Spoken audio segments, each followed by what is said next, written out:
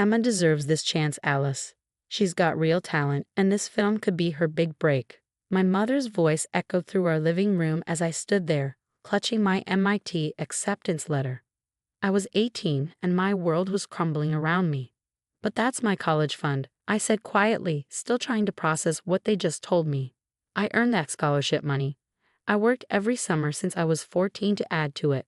My father stepped forward, his expression a mix of dismissal and impatience. Your sister has a real shot at making it in Hollywood. This short film could open doors for her. Besides, you're good at science. You can get student loans or find another scholarship. I looked at Emma, my 19-year-old sister, sprawled on the couch with her trademark smirk. She dropped out of film school after one semester, claiming it was too restrictive for her creative vision. Now she needed $50,000 to fund her short film, and apparently my education was the price. I start at MIT in 3 months, I said, my voice trembling. That money was supposed to cover my tuition and living expenses. I can't just. Oh, stop being so dramatic, Emma interrupted, rolling her eyes. You'll figure it out. You always do. Besides, when I'm a famous director, I'll pay you back double. My mother nodded enthusiastically. See? Emma understands the value of family support. This is her moment, Alice. Don't be selfish. Selfish. The word hit me like a physical blow. I'd spent my entire high school career taking advanced classes, working part-time at the local observatory, and building my college fund. I'd earned a partial scholarship to MIT, but it wasn't enough to cover everything. The money my parents had just given away was the difference between attending my dream school and having to give up everything I'd worked for. What about my moment? I asked, my voice barely a whisper. What about my dreams? My father waved his hand dismissively. You've always been the practical one, sweetheart. Emma needs this chance now.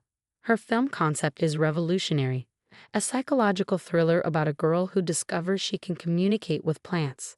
I almost laughed at the irony. Emma's revolutionary concept sounded like a bad B-movie, but here they were, throwing away my future for it. The money's already been transferred, my mother added, as if that settled everything. Emma's crew is booked, and filming starts next month. This is happening, Alice. Be supportive. I looked around at my family, my father avoiding my eyes, my mother beaming at Emma, and my sister already scrolling through her phone, probably planning how to spend my money. Something inside me shifted, a fundamental change in how I saw them. Okay, I said quietly, surprising them all. I understand. Really? Emma looked up, suspicious of my sudden acceptance. No more guilt trips. I smiled, but it didn't reach my eyes. No more guilt trips. I hope your film is everything you dream it will be. That night, I sat in my room surrounded by astronomy posters and science fair medals. My phone buzzed with a text from Dr. Harrison, my mentor at the observatory. Need to talk to you about an opportunity. Can you come by tomorrow? The next morning, I arrived at the observatory early. Dr. Harrison was waiting in her office, a stack of papers on her desk. NASA's undergraduate research program, she said without preamble, pushing the papers toward me. Full scholarship, stipend, and guaranteed internship position. The catch? You'll need to defer MIT for a year and work here while completing their intensive training program. I stared at the papers, my heart racing. Why are you showing me this? She smiled knowingly. Because I heard about what happened with your college fund, and because you're the most promising young scientist I've ever mentored. This program is highly competitive, but I've already recommended you. All you need to do is say yes. My hands trembled as I picked up the application. My parents. This isn't about them. Dr. Harrison cut in firmly. This is about your future, Alice. Sometimes the longest way around is the shortest way home. I thought about my family, probably at home right now, helping Emma plan her film. They hadn't even asked how I would manage without my college fund. When's the deadline? I asked, already reaching for a pen. Tomorrow. I've been holding onto this for a week, waiting for the right moment.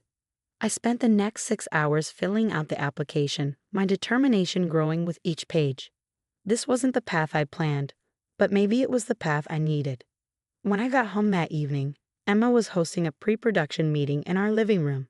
20-somethings in black turtlenecks were scattered around, discussing camera angles and lighting concepts. Oh, Alice. Emma called out. Perfect timing. We need someone to handle the craft services during filming. You're good at organizing things, right? I looked at my sister, really looked at her, and felt nothing but pity. Sorry, I'll be busy. NASA stuff, you know.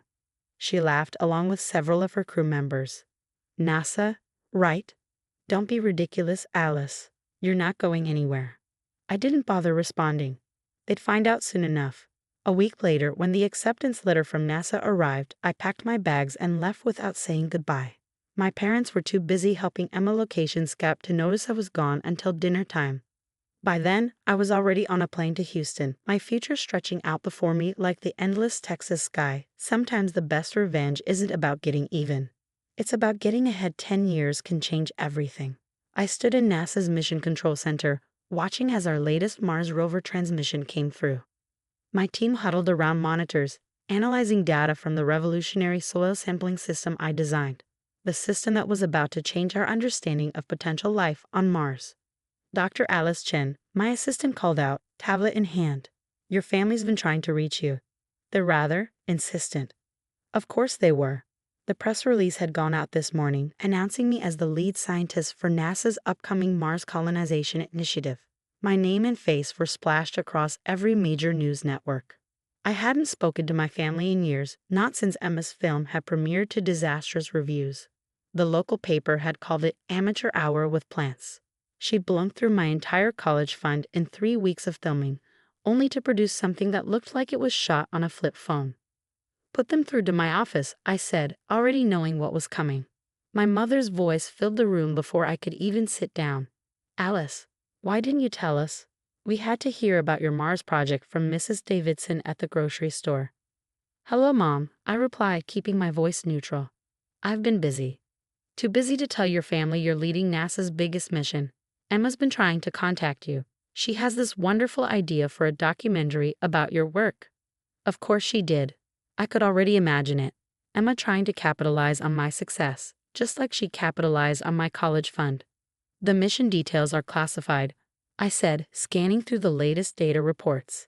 And all media coverage has to go through official NASA channels.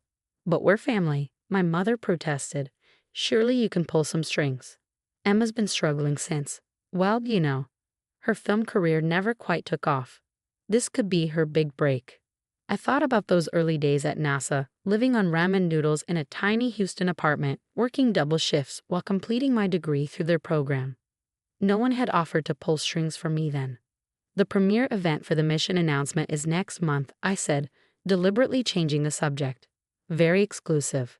Heads of state, leading scientists, major media figures. Oh, my mother's voice brightened immediately. Well, of course we'll be there. Emma can network, and your father and I can finally see what you've been up to all these years. I'll have my assistant send you the details, I replied, ending the call before she could respond. Later that day, my colleague Tom stopped by my office. Your sister's film is making the rounds on social media again, he said, trying to hide his amusement. Someone found out you're related and started sharing clips. I pulled up the video, allowing myself a small smile. There was Emma, dramatically whispering to a potted fern about her deepest secrets. The special effects made it look like she filmed it on a calculator. Hard to believe that's what they chose over MIT, Tom said, shaking his head. He'd been there from the beginning, my first friend in the NASA program. He knew the whole story. They thought they were betting on the winning horse, I replied, turning back to my work. They just backed the wrong race. The weeks leading up to the premiere event were a blur of preparation. We were announcing not just the mission, but the groundbreaking technology that would make it possible. My soil sampling system had evolved into something far more significant, a method of terraforming that could potentially make Mars habitable. The night of the event, I stood backstage at the Kennedy Space Center, adjusting my presentation notes. Through the curtain, I could see my family in the front row, my parents looking uncomfortable in their formal wear, Emma clutching her camera like a lifeline. Ready? Tom asked, appearing beside me in his NASA uniform. Almost, I said, pulling up a specific slide on my tablet, just made a few last-minute adjustments. The presentation went exactly as planned. I walked the audience through our discoveries, our innovations, the future we were building. With each revelation, I could see my family's expressions shift from casual interest to dawning realization. Then came the final announcement. Our Mars colonization initiative will be documented extensively, I said, my voice carrying through the packed auditorium. We've partnered with National Geographic for exclusive coverage, with acclaimed director James Cameron overseeing the project. I heard Emma's sharp intake of breath, saw her hand shoot up during the Q&A session. Yes, I acknowledged her, as if she were any other audience member. As your sister, she started, standing up. I think I should point out that I have unique insights into your journey. My documentary could offer a more personal perspective. Thank you for your interest, I cut in smoothly. However, as mentioned, all media partnerships have been finalized. NASA has strict protocols about mission documentation. The look on Emma's face brought me back to that day 10 years ago, when she laughed at my NASA dreams while spending my college fund. The difference was, this time I was the one making the decisions. After the presentation, during the reception, my parents cornered me by the champagne table. That was impressive, my father said, looking somewhat shell-shocked. We had no idea you were doing all this. You never asked, I replied simply, sipping my champagne. Too busy helping Emma with her various projects, I assume. About that, my mother jumped in. Your sister's really grown as a filmmaker. If you just looked at some of her recent work. Mom, I interrupted gently. I'm about to lead humanity's first real step toward Mars colonization. I don't have time to look at anyone's indie films. The silence that followed was deafening. For the first time, I saw them truly understand what they dismissed all those years ago. What they traded away for Emma's 3-week film shoot. I should get back to my team, I said, spotting Tom signaling me from across the room. Enjoy the rest of the event. The catering is excellent. I made sure of it. As I walked away, I heard Emma's voice behind me. She's just showing off. Anyone could do what she's doing with those kinds of resources. I smiled to myself, thinking of the long nights, the endless studies, the years of dedication that had brought me here. No, not anyone could do what I was doing. That's why I was doing it. Some dreams are worth more than college funds. Some successes are sweeter because you had to fight for them. And sometimes the best revenge isn't proving people wrong. It's proving yourself right. The morning after the premiere event, my inbox was flooded with messages. Most were from colleagues and media outlets, but one caught my eye. A lengthy email from Emma, sent at 3 a.m. You're just trying to humiliate me, she wrote. You've always been jealous of my creative talent. Just because you're some big shot at NASA now doesn't mean you're better than me. Mom and Dad see through your act. I archived the email without responding and turned my attention to the mission preparations. We were 6 months from launch and every detail needed to be perfect. Your sister's been calling the public relations office, Tom informed me during our morning briefing. She's telling them she's making an unauthorized documentary about you called My Sister, the Mars Girl. Claims it's a deeply personal look at the real you. I couldn't help but laugh. Let me guess, she's already started filming. Got kicked out of 3 NASA facilities yesterday for trying to sneak in with a camera crew. The irony wasn't lost on me. 10 years ago, she dismissed my dreams as ridiculous. Now she was desperately trying to attach herself to them. Later that week, my parents showed up unannounced at my office. Security called up, and I decided to face them rather than have them escorted out. Alice, my mother began, clutching her designer purse like a shield. We need to talk about Emma. There's nothing to talk about, I replied, gesturing for them to sit. The mission's media coverage is handled by professionals. She's your sister. My father exploded. She needs this opportunity. Do you know she's been living in our basement since her last film project failed? She's depressed, barely eating. I looked at them both, these people who had once casually dismissed my future. And what about when I needed an opportunity? When I needed my college fund? That was different, my mother protested weakly. You thought Emma's dream was worth more than mine, I finished. You were wrong. I pulled up a file on my computer and turned the screen toward them. It showed Emma's current social media posts. She was calling herself an insider documentary filmmaker and selling pre-orders for her unauthorized NASA documentary. She's committing fraud, I said quietly. Using NASA's name and logo without authorization is a federal offense. I've been protecting her by having security simply remove her from the premises, but if she continues... My parents paled. For the first time, they seemed to understand the gravity of the situation. We'll talk to her, my father promised. Make her understand. Good, I nodded, because my next call would have been to NASA's legal department. After they left, I sat in my office, looking at the Mars projection maps on my wall. A notification popped up on my phone. Emma had finally taken down her fraudulent social media posts. That evening, as I was leaving work, I found Emma waiting by my car. "You won," she said, her voice bitter. "Are you happy now?" I placed my briefcase in the trunk, taking my time before responding. "This isn't about winning, Emma. It never was." "Then what is it about? Revenge? Making us all feel bad about the college fund?" "No," I said, turning to face her. "It's about the fact that I'm about to help establish humanity's first Mars colony. It's about scientific discovery and pushing the boundaries of human achievement. Not everything is about you." She flinched as if I'd slapped her. I thought if I could document your story, people would finally see my talent." "Your talent isn't the issue, Emma. It's your belief that you deserve success without putting in the work. That other people's achievements exist to advance your career." For the first time in our lives, I saw something like understanding dawn in her eyes. "How did you do it?" she asked quietly. "After we took your college fund, how did you manage all this?" I leaned against my car, looking up at the darkening sky where Mars would soon be visible. "I worked harder than I've ever worked in my life. I took the longest road possible because it was the only road left, and somewhere along that road, I stopped trying to prove anything to anyone but myself." Emma was quiet for a long moment. "I've been awful to you," she finally said. "Yes, you have. Can I start over? Not with the documentary or anything, just as your sister." I studied her face, seeing for the first time in years the girl who used to read me bedtime stories before our parents' favoritism tore us apart. "You can start by actually watching the Mars mission press conferences," I said. "Learn about what we're doing. If you're genuinely interested, I'll answer your questions. But no cameras, no documentaries, no trying to use my work to advance your career." She nodded, wiping away tears. "I like that." 6 months later, I stood in mission control, watching as our first colonization equipment landed on Mars.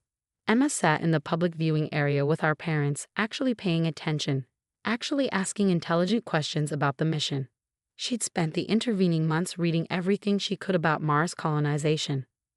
Not to make a film, but to understand what her sister had dedicated her life to. My parents had changed too.